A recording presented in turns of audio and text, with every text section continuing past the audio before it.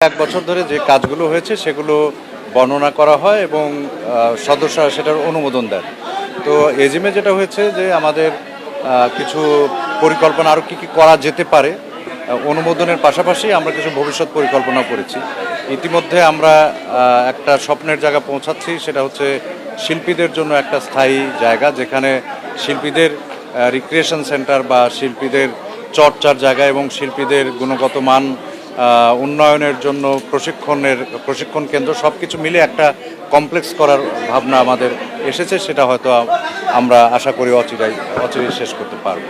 আপত্তি ছিল যেমন আমরা এখনো শুটিং টাইমটা নির্ধারণ করতে পারিনি, যেটা মানে খুবই আমাদের শিল্পী কলাকুশলীরা, শুধু শিল্পী না কলাকুশলীদেরও যেটা অনেক কষ্ট হয় 16 ঘন্টা 17 ঘন্টা 18 ঘন্টা কাজ করা।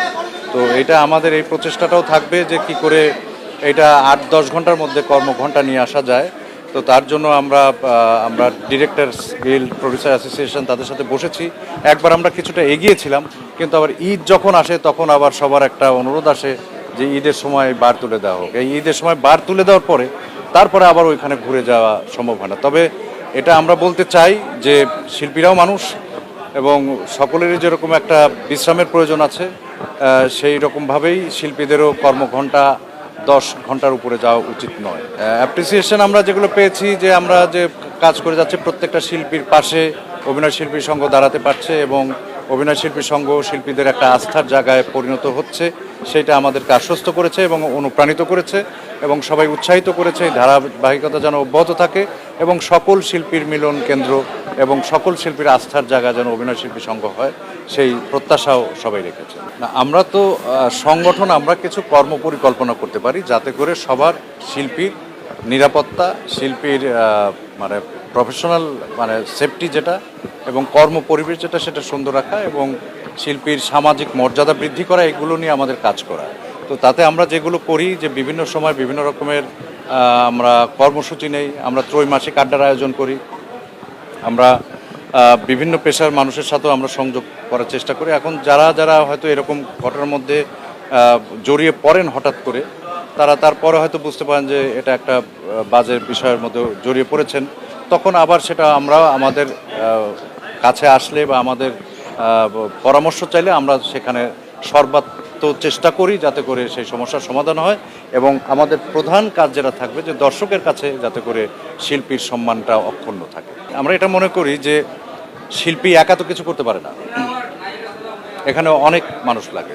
সেজন্য আমরা বলি যে শিল্পীর রাজনীতিবিদ বন্ধু থাকবে, সাংবাদিক বন্ধু থাকবে, কবি বন্ধু থাকবে, পেইন্টার বন্ধু থাকবে, বিভিন্ন পেশার সংস্কৃতি অঙ্গনে যারা কাজ করেন তাদের সবার সাথে একটা সম্পর্ক শিল্পীদের থাকা উচিত। সেই জন্য আমরা সাংগঠনিকভাবে কিছু ব্রিজ লাইন তৈরি করবো। আজকে যেমন যে আমরা এর আগে যেমন সাংবাদিকদের সাথে সাংবাদিক সংযোগ আমরা একটা বৈঠক করেছি, আমরা অনেক পরামর্শ পেয়েছি, আমরাও পরামর্শ দিয়েছি। আজকে যেটা হচ্ছে যে আজকে কিন্তু আমরা শুধু অভিনয় শিল্পীর নয়, অভিনয় শিল্পীর পাশাপাশি প্রডিউসার, ডিরেক্টর, সাংবাদিক সবাইকে আমরা আমন্ত্রণ জানিয়েছি যাতে করে একটা ব্রিজ লাইন তৈরি হয়। সাংবাদিকের সাথে শিল্পীর সম্পর্ক কেন খারাপ হবে? তার কারণ একে অপরের পরিপূরক।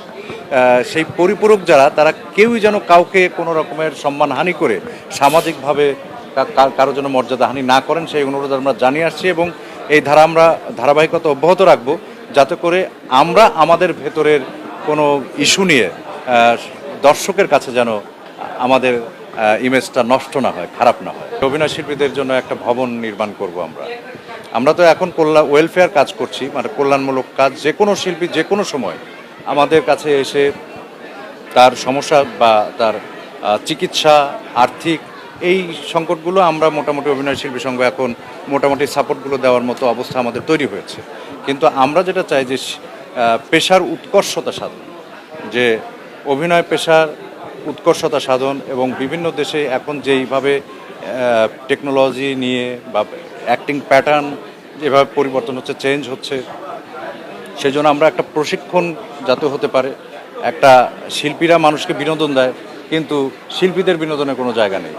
শিল্পীরা নির্বিঘ্নে বসে একসাথে আড্ডা মারবে, চা খাবে, গল্প করবে, সেরকম কোনো জায়গা নেই। সুতরাং আমরা এরকম একটা ভবন করতে চাই যেই ভবনের মধ্যে এই সব ফ্যাসিলিটিসগুলো থাকে।